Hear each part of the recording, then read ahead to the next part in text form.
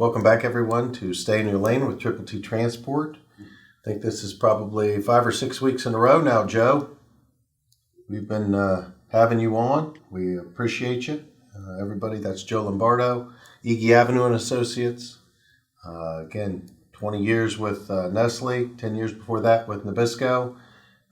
Anything in transportation, Joe seems to be well-versed and capable, so we definitely appreciate you coming on. Joe, today I want to talk about routing guides, turnover. Either the people change or the people need to change. So with that in mind, would you share your perspective with us? Okay, route guides. Again, probably a lot has changed in the years that I have been out of the industry, out of the ship as a shipper. But I'm assuming with TMS, with TMS these days, it's probably a lot more seamless to integrate a routing guide into a TMS. But again, at Nestle, when I was at Nestle, we published routing guides. We automated them.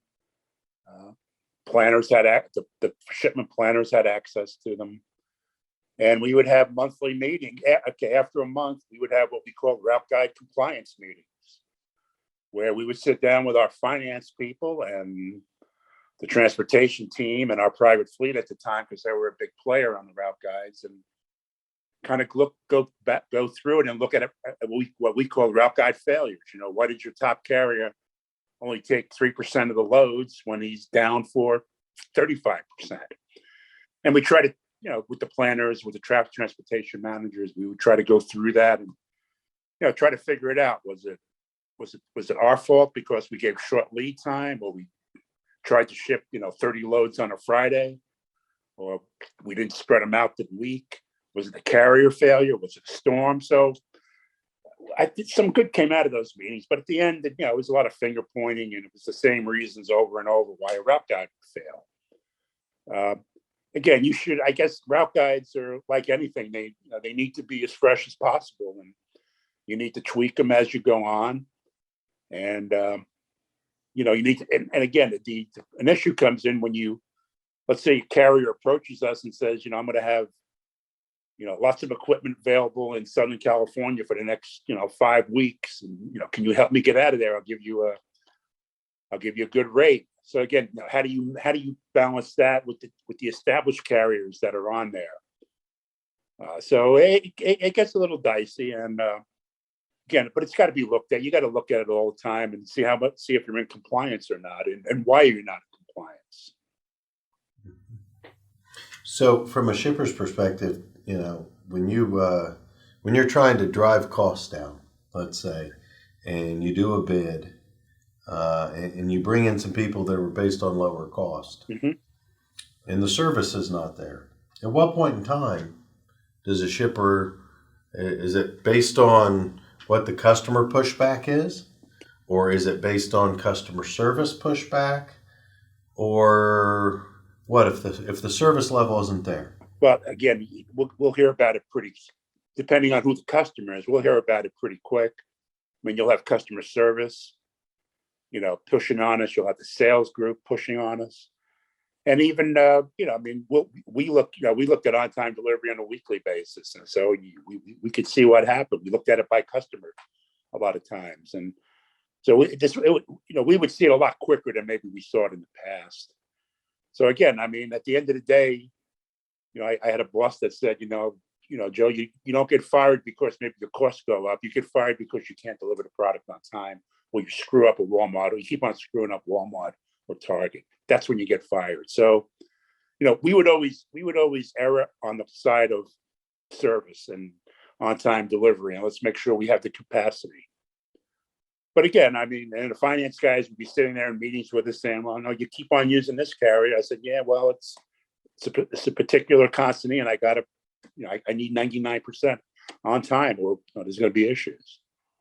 So it's a real balancing act, just like anything in life. You've got trade-offs, and you got to make the right choice. When you require the service to be there, right? Mm-hmm. And you're a shipper, and you're no longer getting the service, do you take the approach of, you know what, we're going to try and discuss this with the carrier the first time or the broker the first time? How long would you normally give them? We used to have a 3-strike rule. First time you come, you see a problem, you discuss. You say, okay, what is it? Our fault?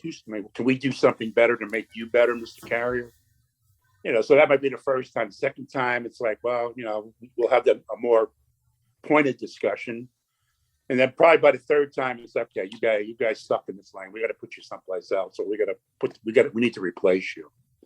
So you can't let it go on, because then it just snowballs. Yeah, it becomes really, really ugly.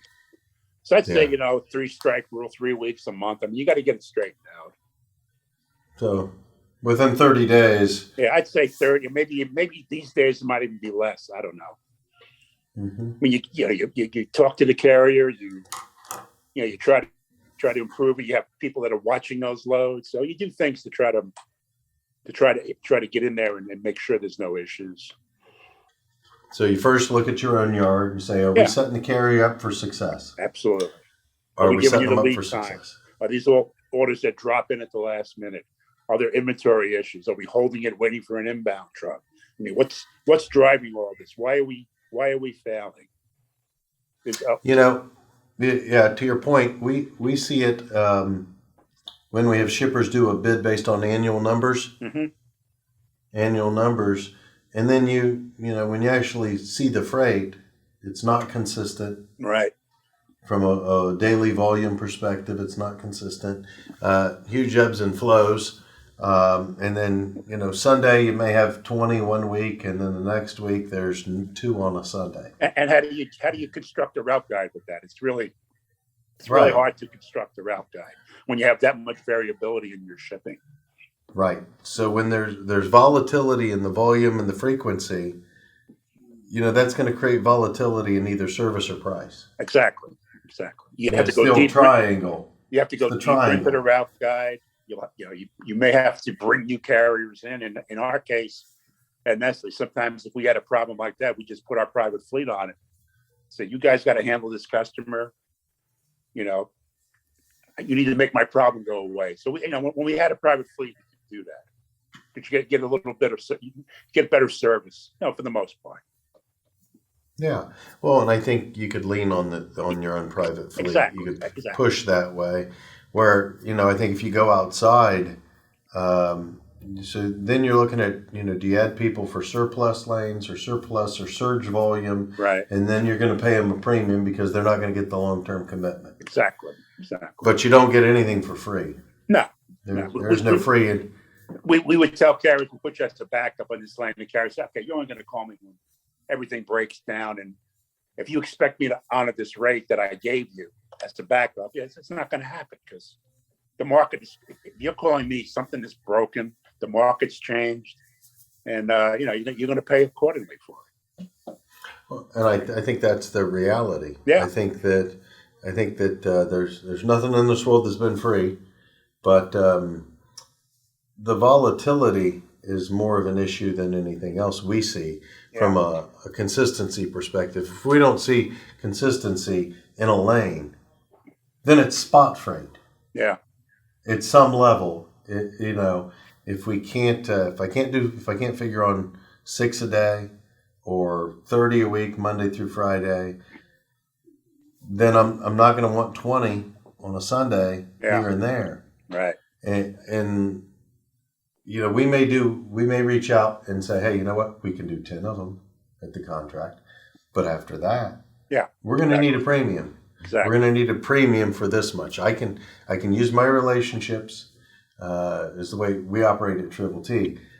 Okay, if you give me 6 to 10 a day through the week, and all of a sudden you need 20 on a Sunday out of the blue, well, you're probably going to get 10, maybe 14 of them from me I can do without charging a premium. Right. But after that, we're going to need a little bump. Yeah, exactly. You got the deadhead guys in from 500 miles away, whatever. So yeah, absolutely. Yeah. I mean, the other challenge that comes in on route guides, and maybe this has changed, I don't know, but we used to get those shipments on a Friday, 300 shipment from Ohio to Indianapolis, frozen shipment. ship it on Friday, deliver on Tuesday. Well, the carrier, so we tell the carrier, you got to hold this load frozen for 4 days. Hey, that doesn't work. Guys look at it, they look like you're nuts. I can't hold this for 4 days. So again, if you're not shipping 7 days, you really have to adjust the expectations of the customer and sales to, when this 300-mile shipment. You can't ship it Fridays anymore for Monday. We need to ship it, Thursday for Friday or Monday for Tuesday. Right. The Monday through Thursday cycle, or Monday. Yeah, exactly. You can ship Monday through Thursday. Right. And we'll deliver Thursdays on Friday, but we're not loading Friday for Monday. We've presented that to many of our shippers in lanes where that's the value. Yeah. Where, you say, hey, look, just don't put me in a position where I have to deliver there on Monday or on Friday, and we can be at this rate. But if you want to continue to put us in this position, then we're gonna need to make some adjustments. Or Mr. Shipper, maybe you can put in a Sunday shift, and maybe I can get access to some trucks on Sunday, Sunday morning or Saturday night, and then we can ship on Sunday. So again, it depends on the situation and your network, your carrier's network. So all that goes into the equation. Yeah. Well, I don't think anyone benefits from taking great liabilities. Oh, yeah. What? 300-mile runs, you can't put it on a truck for 2 days right now because you can't afford to. Yeah. The driver's wages are too high. The equipment costs too much. Yeah. And the freight rate is too high. If you stop a truck from rolling for a day and you take it out of service for a day, you're going to pay the bill for that to the carrier, and you've got to bill the customer for it. Yeah, exactly. If they want to tie the equipment up, that's just not efficient. Not these days. I mean, it was never efficient. I can't imagine now how inefficient it is with all the challenges out there in the supply chain. Correct. Well, Joe, thanks again for the insight. I think we're on the same page. Okay. I think to summarize everything, we're gonna leave it with you got 30 days after you understand what's going on or that there's a problem. After that, you can figure out that you probably would have less than 30 days to make the problem go away, and if not, then you change the people. And again, you got to get, in my opinion, you always got to give the carrier a chance to correct it. Absolutely. Right away, a customer service person or a salesperson say, "Cut this guy out." Okay, well, here's the problem. This guy, I did $13 million a year with this guy in other locations. That doesn't work that way. I got to see if he can correct it first. Oh, if he can't correct it, then okay, we move on to carrier B. I got no problem. Wow. Yeah, I think that's the right approach. Yeah. I think you have to give them an opportunity. Absolutely. But hey, Joe, thank you again. All right. We'll see you next week, John. Take care. All right, buddy. Talk to you next week.